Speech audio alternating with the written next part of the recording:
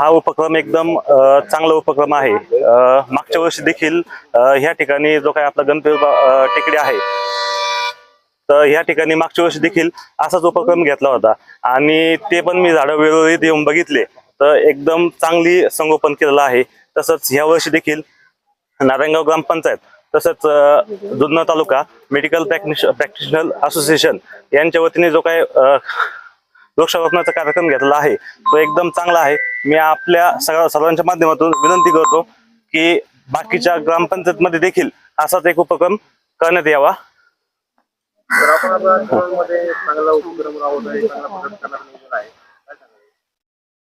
कुरणची जी काही एरिया आहे त्या ठिकाणी जशी इथं ह्या प्रमाणात गिरीपुष्प ही वनस्पती आहे आणि गिरीपुष्प वनस्पती जर आपण बघितलं आहे तर ती आपल्याला पर्यावरणाच्या दृष्टीने एकदम हानिकारक आहे।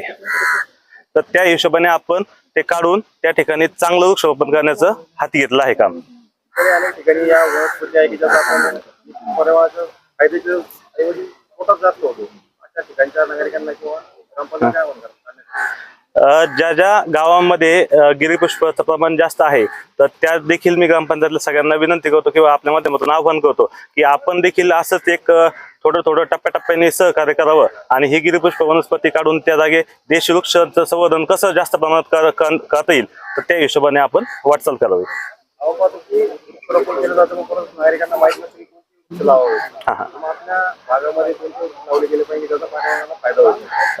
आपल्या भागात सगळ्यात महत्वाचं आपल्या सगळ्यांना देखील माहीतच आहे, आपण सगळे शेतकरी बांधव आहे आणि आपल्या ठिकाणी जी लोकल व्हरायटी आहे, जी लोकल वनस्पती आहे तीच लावली पाहिजे। जसं आपलं वड आहे, पिंपळ आहे, उंबर आहे, चिंच आहे, आवळा, ज्या देशी वनस्पती आहेत त्यात ज्या आपण कुरण ह्या ठिकाणी जो काही आपण कार्यक्रम हाती घेतला आहे तर त्या ठिकाणी आपण देशी 100% देशी वृक्षांची लागवड करणार आहे आणि त्यामध्ये आपण 40% प्रमाण फळझाडांचं ठेवणार आहे, जेणेकरून फळझाडं जर आपण वाढवले तर भविष्यात वन्य प्राण्यांना आणि पशु पक्ष्यांसाठी जास्त फायदेशीर राहील।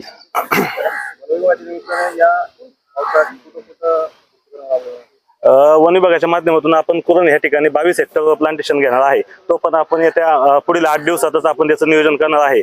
हा 22 हेक्टर तो आपला एरिया आहे।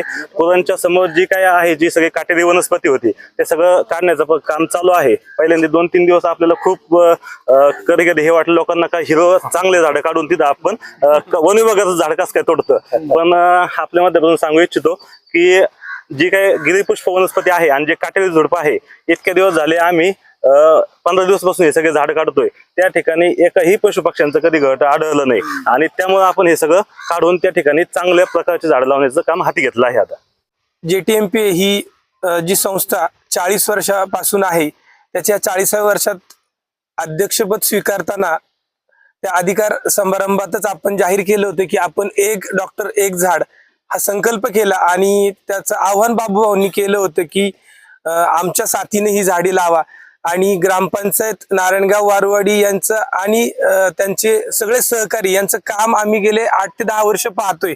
नुसतं झाडं लावणं नाही तर ती जगवली जात आहेत आणि निसर्गाचं रौद्ररूप आपण पाहत चाललोय, त्यातले बदल आपण पाहत चाललोय आणि तिथे त्याला कुठेतरी आपण मानवच जबाबदार आहोत।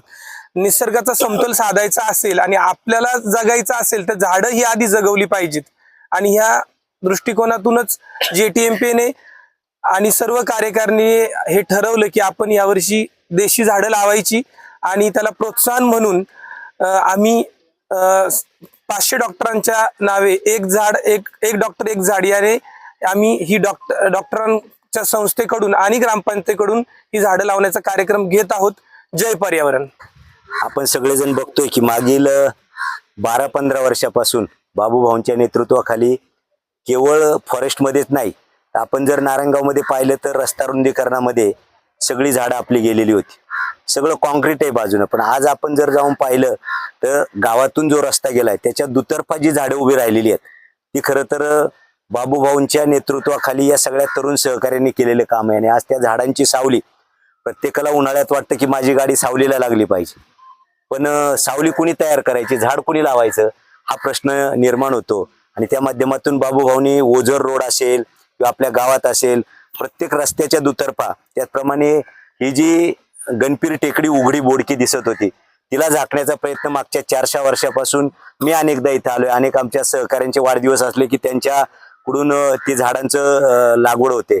खरं तर तुकोबाराय देखील आपल्याला सांगून गेले की वृक्षवल्ली आम्हा सोयरी वनचरी, ते सोयरे आपल्याला करून घेणं गरजेचं आहे. मगाशी चव्हाण साहेबांनी सांगितलं गिरीपुष्प अर्थात ग्लेरिसिडिया किंवा इतर जी काटेरी झुडपं आहेत त्याच्यामध्ये एकही पक्षी घरटं केलेले तुम्हाला दिसत नाही.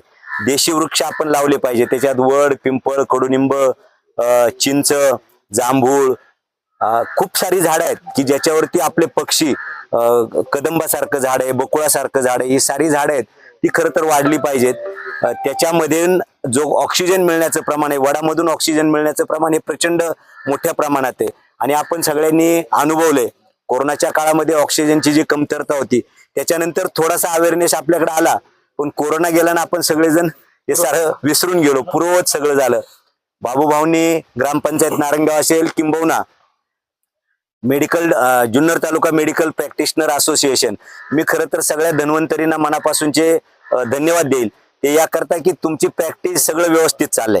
तुम्हाला या सगळ्याची गरज आहे असं मला वाटत नाही, पण एक सामाजिक दायित्व म्हणून मी डॉक्टरांच्या काचळे सर अध्यक्ष झाले त्या कार्यक्रमाला होतो आणि त्यावेळेलाच बाबूभाऊंनी आवाहन केलं होतं, आम्ही सगळ्यांनी आवाहन केलं होतं आणि त्या आव्हानाला प्रतिसाद देऊन आपण सगळ्या धन्वंतरीनं तुमच्या मेडिकल प्रॅक्टिशनर असोसिएशन जुन्नरनी हा जो प्रतिसाद दिलाय आणि प्रत्येक डॉक्टरांमागे एक झाड ही जी संकल्पना केली, मला असं वाटतंय बाबूभाऊ की आपण ते टॅगिंग केलं पाहिजे त्या झाडाचं नाव आणि कोणत्या डॉक्टरांच्या नावाने ते झाड आहे त्या डॉक्टरांच्या नावाने ते झाड, त्याची देखभाल ते सगळं जर केलं, मी खरं सांगतो तुम्हाला, तर खूप थोडं इनोव्हेटिव्ह होईल आणि तुम्हाला देखील हे माझं झाड आहे, आपण जसं माझ्या मुलाला जपतो, माझं बाळ, माझी मुलगी, माझा मुलगा असं आपण जपतो, तसं हे झाड माझं म्हणून जर आपण जपला तर खूप चांगलं राहील.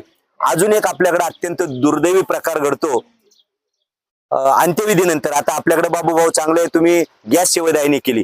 ग्रामीण भागातल्या सगळ्या गावांमध्ये ज्या वेळेला आपलं प्रियजन कुणीतरी जातं त्याची रक्षा उचलून सगळीच्या सगळी राख ही नदीमध्ये टाकली जाते. प्रचंड प्रमाणात आपण ते प्रदूषण करतोय. मी स्वतः, माझी आई ज्या वेळेला गेली त्यावेळेला सगळी रक्षा घरी नेली. आम्ही 8 भावंड आहोत, आम्ही 8 जणांनी 8 जांभळाची झाडं लावलीत. मला सांगायला अभिमान वाटतो, पुढच्या वर्षी त्याला जांभळं येतील. आणि आजही आईची आठवण झाली तर मी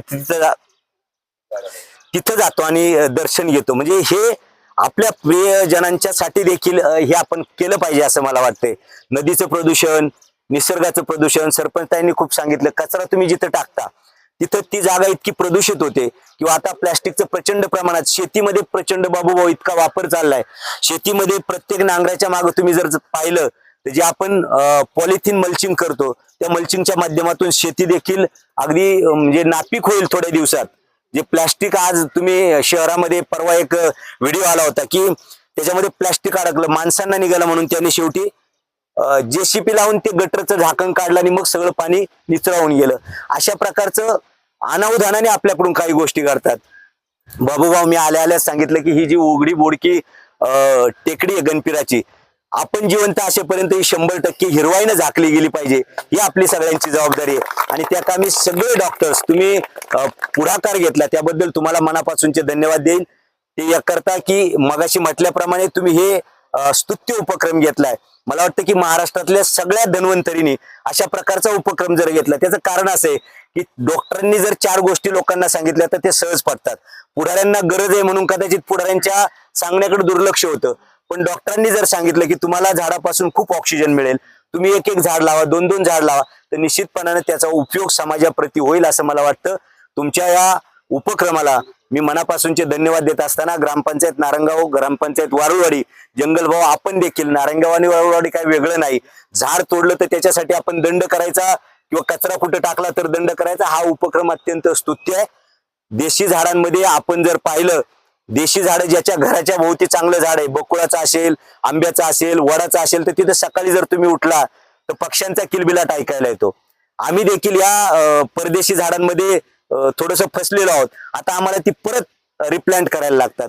माझी विनंती आहे की या कामी आपण जो सहभाग घेतलाय, आपण जिथं जिथं प्रॅक्टिस करत असाल त्या गावांमध्ये जुन्नर तालुक्यातल्या आपण ही मोहीम राबवावी, लोकांना थोडंसं काउन्सिलिंग करावं, अशा प्रकारची आपल्याला विनंती करतो. खरं तर ज्ञानोबारायांनी, तुकोबारायांनी 700-750 वर्षापूर्वी ज्ञानोबारायांनी लिहून ठेवले, नगरेची रचावी, जलाशय निर्मावी, महावने लावावी नानावीत. म्हणजे तुम्ही नगरे रचा, बिल्डिंग बांधा, जलाशय धरण निर्माण करा, पण त्याच्यात महावने लावावी नानावीत, ती मावेने लावण्याच्या कामी पंढरीश परमात्मा आपल्याला खूप चांगले सद्बुद्धी देव आणि आपल्या हातून हे कार्य घडावं. बाबूभाऊ आणि JTMP ला मनापासूनचे ग्रामपंचायत वरळवाडी आणि आपल्या सगळ्यांना मनापासूनचे धन्यवाद. जय पर्यावरण. आज आपण वृक्षारोपण करत आहोत.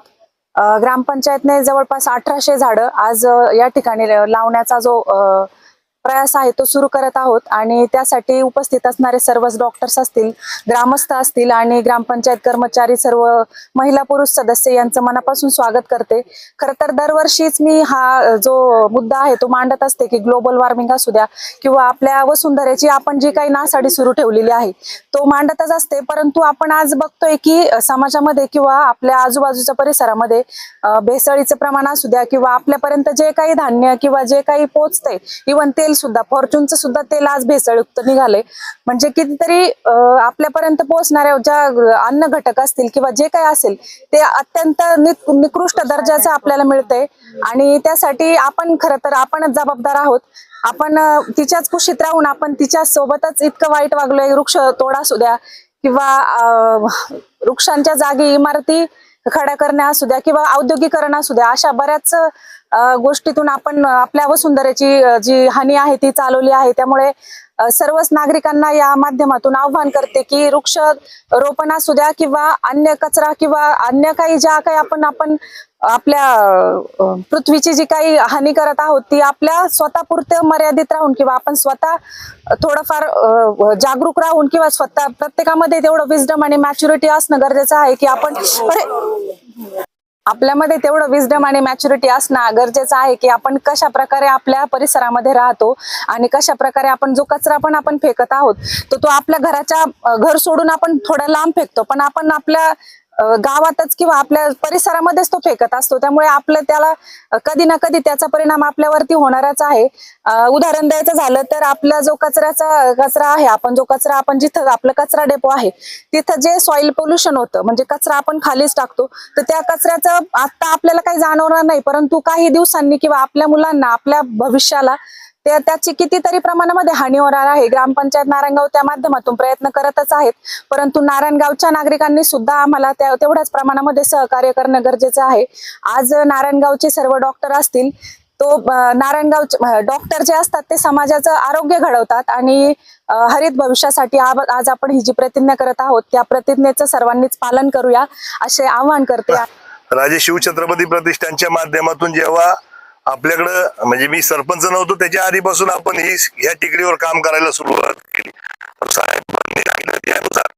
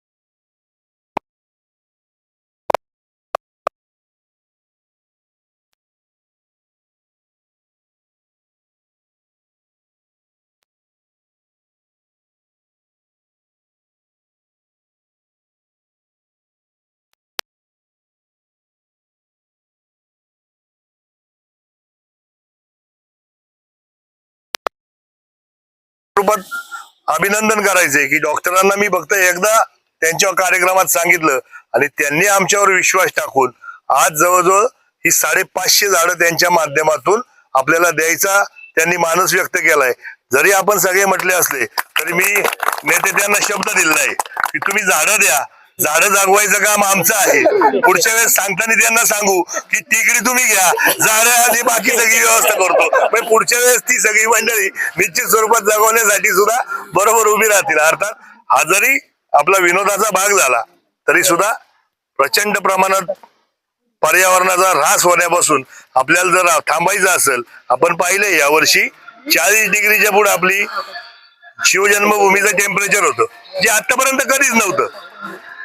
परंतु त्या माध्यमातून देखील आपल्याला पर्यावरण तालुका म्हणून जर घोषित झालाय, पण त्यावर सुद्धा आपल्याला काम करायचं असेल तर त्यावर झाडं लावणे हा एकमेव आणि एवढाच एकमेव आपला त्याच्यावर उत्तर असणार आहे. अधिकचा वेळ घेणार नाही, पावसाला सुरुवात झालेली आहे आणि त्या माध्यमातून ही सगळी झाडं जगवण्यासाठी जे जे प्रयत्न लागतील, मला वाटतं ग्रामपंचायत सदस्य आणि जे कर्मचारी आहेत त्यांचं देखील विशेष आभार आहे की ते त्यांच्या माध्यमातून आज तुम्हाला इथं जी झाडं जगलेली दिसतील हे त्यांच्या माध्यमातून, त्यांच्या अथक प्रयत्नातून ती झाडं जगलेली आहे.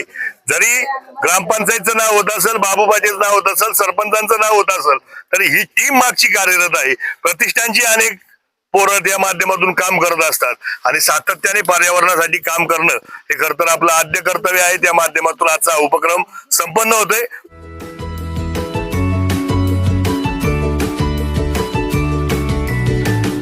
बातम्या शेतीच्या, बातम्या मातीच्या, बातम्या अन्यायाच्या, गुन्हेगारीच्या,